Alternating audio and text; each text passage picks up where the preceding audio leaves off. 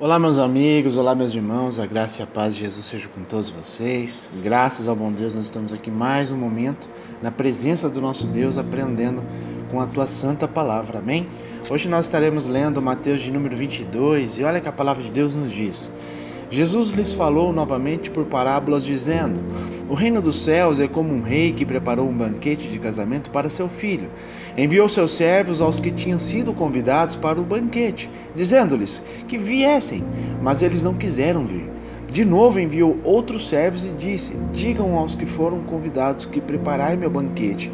Meus bois, meus novilhos gordos foram abatidos, e tudo está preparado. Venham para um banquete de casamento. Mas eles não lhe deram atenção e saíram, um para o seu campo, outro para os seus negócios. Os restantes, agarrando os servos, maltrataram-nos e os mataram.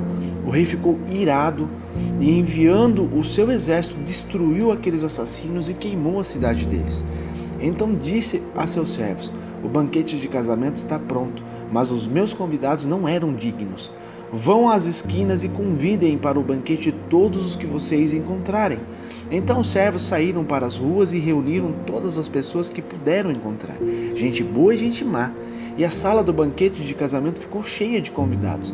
Mas quando o rei entrou para ver os convidados, notou ali um homem que não estava usando veste nupcial. E lhe perguntou: amigo, como você entrou aqui sem veste nupcial? O homem emudeceu. Então o rei disse aos que serviam: amarrem-lhe as mãos e os pés e lancem fora daqui, nas trevas. Ali haverá choro e ranger de dentes, pois muitos são chamados, mas poucos são os escolhidos. Então os fariseus saíram e começaram a planejar um meio de enredá-lo em suas próprias palavras. Enviaram-lhe seus discípulos juntamente com os herodianos, que lhe disseram: mestre, sabemos que és íntegro e que ensinas o caminho de Deus conforme a verdade. Tu não te deixas influenciar por ninguém. Por que não te prendes à aparência dos homens? Dize-nos, pois, qual é a tua opinião? É certo pagar imposto a César ou não? Mas Jesus, percebendo a má intenção deles, perguntou: hipócritas, por que vocês estão me pondo à prova? Mostrem-me a moeda usada para pagar o imposto.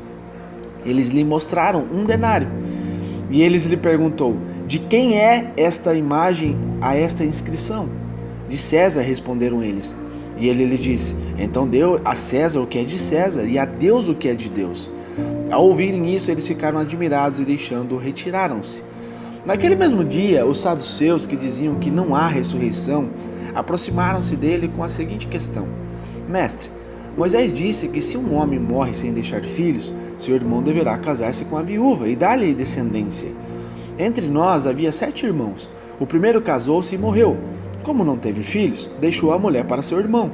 A mesma coisa aconteceu com o segundo, com o terceiro, até o 7º. Finalmente, depois de todos, morreu a mulher. Pois bem, na ressurreição, de qual dos 7 ela será esposa, visto que todos foram casados com ela? Jesus respondeu: vocês estão enganados, porque não conhecem as Escrituras nem o poder de Deus.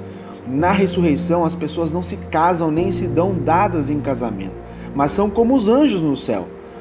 E quanto à ressurreição dos mortos, vocês não leram o que Deus lhe disse? Eu sou o Deus de Abraão, o Deus de Isaque e o Deus de Jacó? Ele não é Deus de mortos, mas de vivos. Ouvindo isso, a multidão ficou admirada com o seu ensino. Ao ouvirem dizer que Jesus havia deixado os saduceus sem respostas, os fariseus se reuniram. Um deles, perito na lei, o pôs à prova com esta pergunta: mestre, qual é o maior mandamento da lei? Respondeu Jesus: ame o Senhor, o seu Deus, de todo o seu coração, de toda a sua alma e de todo o seu entendimento. Este é o primeiro e maior mandamento. O segundo é semelhante a ele: ame a seu próximo como a si mesmo. Destes 2 mandamentos depende toda a lei e os profetas. Estando os fariseus reunidos, Jesus lhe perguntou: o que vocês pensam a respeito do Cristo? De quem ele é filho? É filho de Davi, responderam eles. Ele lhes disse: então, como é que Davi, falando pelo Espírito, o chama Senhor? Pois ele afirma: o Senhor disse ao meu Senhor: senta-te à minha direita até que eu ponha os teus inimigos debaixo dos teus pés. Se, pois, Davi o chama Senhor, como pode ser ele seu filho? Ninguém conseguia responder-lhe uma palavra. E daquele dia em diante, ninguém jamais se atreveu a lhe fazer perguntas. Amém? Glórias a Deus por isso. Meus amigos, a gente vê que o nosso Senhor Jesus, ele sempre, em todo momento, ele tinha uma palavra de ensino para os teus discípulos e para a população, né? Aqui ele inicia Mateus de número 22 dizendo sobre uma parábola do reino dos céus, né? É como um rei que preparou um banquete de casamento para seu filho. Aqui ele está dizendo muito tempo antes da grande vinda, da vinda de Jesus, a segunda vinda de Jesus, né? Ele veio, morreu por todos nós, nos concedeu a vida, a oportunidade de termos a vida e a vida em abundância com Ele. Porém, agora na sua segunda vinda, Ele virá buscar o teu povo, né? Aqui Ele já prediz o momento que Ele virá buscar a tua noiva, que é a tua igreja, que somos nós. E esse banquete já está preparado. Então a gente tem que dar ênfase a todos os tópicos importantes aqui na fala de Jesus, né? Ele diz que naquela época está falando que ele veio para trazer o conserto sobre os judeus. Jesus veio exatamente para os judeus, o teu povo, aquele povo que foi resgatado do Egito, que, né, criou ali uma família, criou ali, né, um povo abençoado por Deus, que são os judeus. Só que os judeus recusaram ao Senhor, né? Recusaram, viraram as costas. E aqui ele diz sobre essa parábola que o rei abriu as portas do reino para os gentios, para os peregrinos, para os que não tinham raiz, né? E concedeu essa oportunidade do estrangeiro, que somos nós, sermos enxertados nessa videira, sermos enxertados, né, na presença do nosso Deus. Então essa é a rica oportunidade. E ele fala algo muito importante sobre a aparência daqueles que não serão bem-vindos, aqueles que não serão convidados, aqueles que não poderão participar dessa núpcia, desse momento da salvação, desse momento que ele virá buscar a igreja.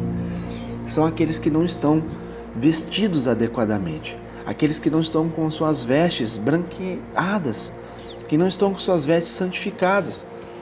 É muito importante, em Romanos, o apóstolo Paulo fala muito sobre isso. Lá em Romanos 6, deem uma lida vocês, para vocês entenderem sobre a graça abundante do nosso Deus. E o apóstolo Paulo também fala em Colossenses 3, a partir do 12, você vai ver o que o apóstolo Paulo nos ensina a respeito dessas vestes, de se revestir, sabe, dessa misericórdia, da benignidade, humildade, mansidão, as características de Deus, né, suportando uns aos outros, perdoando uns aos outros. Ele dá todo aqui, ele dá toda, sabe, a situação que nós devemos aplicar em nossa vida, tudo aquilo que nós devemos colocar em prática para que nós possamos ser este povo abençoado, esse povo eleito, esse povo santo e amado por Deus. Então é muito importante que nós não venhamos nos perder no meio do caminho, para que nós possamos ser justificados pelo nosso Deus, pois Ele está voltando, entendeu? Então a gente vê que Jesus estava dando esse ensinamento para o povo, tanto naquele contexto, quanto hoje no contexto nosso, amém? Preparando, o Senhor está nos preparando para aquele grande momento, isso é muito importante. Posterior a isso, amigos, ele passa por uma outra parte, para um outro momento, aonde ele diz que muitos são chamados, mas poucos são os escolhidos. O Senhor chama muitas pessoas. Ele abre o teu reino. Aqui é claro que ele abriu o reino para os bons e para os maus. Porém, quando entram na presença de Deus, tem um filtro. Aqueles que realmente querem servir a Deus verdadeiramente, aqueles que são superficiais. Esses é onde nós podemos fazer as distinções.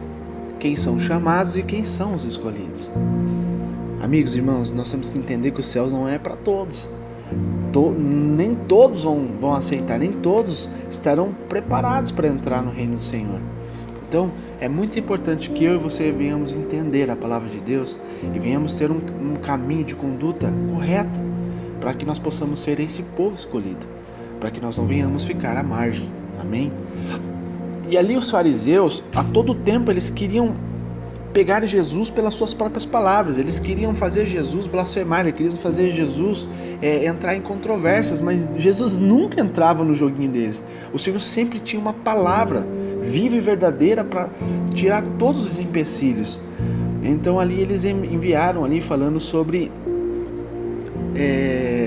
a opinião, né, de pagar os impostos, o que ele falaria sobre o dinheiro. E ele fala claramente: o que é que está na moeda? Não é a imagem de César? Então isso é terreno. Da mesma forma que o homem nasceu da terra e voltará para a terra, da mesma forma a moeda foi criada na terra e vai ficar na terra. Então nós temos que cumprir as ordens, o que eu posso entender disso, as ordens, as leis aqui da terra e as leis de Deus. Então o que é de César, o que é daqui da terra, os impostos, as coisas que nós temos que cumprir daqui, nós temos que cumprir fielmente. Temos que ser justos, temos que ser sinceros, verdadeiros. E no reino dos céus é a mesma coisa, com Deus nós temos também que reverenciar, temos que viver uma vida de santidade, uma vida de integridade com Deus. Era isso que ele estava ensinando aqueles homens. E todos eles ali ficavam admirados e retiravam-se da presença dele. Naquele mesmo momento ali os saduceus também estavam dizendo a respeito da ressurreição. Eles começaram a dizer sobre uma hipótese, né, de um homem que morreu, deixou a sua mulher, o seu irmão casou com a sua mulher, e assim foi morrendo os irmãos até a ponto que morreu a mulher. E eles me perguntaram aqui sobre a ressurreição, quem seria marido daquela esposa? A esposa seria de quem? De qual dos irmãos? E Jesus ele responde claramente aqui que eles não tinham noção, eles estavam enganados, eles não conhecem a Escritura nem o poder de Deus. Porque na ressurreição as pessoas não se casam e nem são dadas em casamento. Mas ali nós viveremos com o corpo glorificado, assim como os anjos são. Então será algo muito sobrenatural, algo que eu e você não temos o entendimento completo. Foge do raciocínio, foge da consciência humana. Nós somos limitados para entender como será de fato o nosso corpo glorificado. É algo sobrenatural, tudo será esclarecido, nós teremos, né, o entendimento de todas as coisas do reino de Deus. Amém? E o povo ficou admirado com os ensinos do Senhor. E mais uma vez, mais um perito na lei ali, tentando colocar Jesus à prova com uma pergunta, né, sobre qual é o maior mandamento da lei. Eles viviam ali cegamente sobre os 10 mandamentos que foram escritos por Moisés, mas eles não estavam entendendo que eles estavam de frente ao Messias, o grande chamado, enviado de Deus, o Cristo, que eles estavam esperando há centenas e centenas de anos a vinda do Messias, o libertador. E quando ele estava presente entre eles, eles não tinham o discernimento de que realmente ele é o Messias, Jesus Cristo. E ali eles estavam tentando colocar o Cristo à prova, né? Tentando confrontá-lo com aqueles ensinamentos que ele estava trazendo para a humanidade, como os ensinamentos que eles viviam fielmente sobre os mandamentos de Moisés. E Jesus estava abolindo muitas coisas ali. Jesus estava trazendo uma nova, ordem.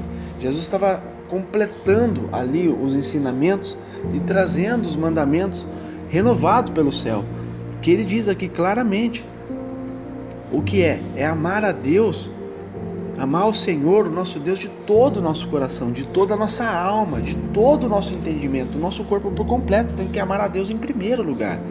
Esse é o primeiro e maior mandamento que eu e você devemos cumprir. E o segundo é semelhante a ele, pois nós temos que amar o nosso próximo como a nós mesmos, independente de como ele é, de quem ele é. Ele não está colocando característica, ele está falando do teu próximo. Se ele é mau, se ele é bom, independente, nós temos que amar como a nós mesmos.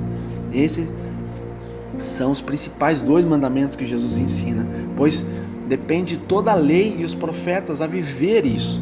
Para que nós possamos agradar a Deus, nós temos que ter isso como fundamento em nossos corações. Amém? Então, mais uma vez aqui, os fariseus reunindo perguntou, né, para Jesus a respeito das coisas. E Jesus, pegando a oportunidade, disse ali: o que vocês pensam a respeito do Cristo? O que vocês têm em mente a respeito do Cristo? De quem ele é filho? É filho de Davi, responderam eles. E o Senhor aqui responde novamente eles com um ensinamento maravilhoso, né, que Davi chama o Senhor de seu Senhor, como que ele pode ser pai do seu Senhor? Não tem como, entende? Então ele está trazendo sobre a relação espiritual, falando pelo Espírito. Então, ninguém conseguia responder nenhuma sequer palavra a Jesus, pois ele tinha o domínio de todas as coisas, de todos os entendimentos. Esse é o nosso Deus que nos ensina e que nos traz essa riqueza, que eu e você possamos desfrutar disso e aplicar na nossa vida, para que nós possamos sim estar com as nossas vestes branqueadas, que nós não venhamos ser pego de surpresa. Amém? Que você possa meditar nessa palavra dia e noite. E eu creio que Jesus vai ministrar em seu coração e você vai ser grandemente abençoado. Amém? Que Deus te abençoe, que Deus te ilumine e você tenha um excelente dia na presença de Deus.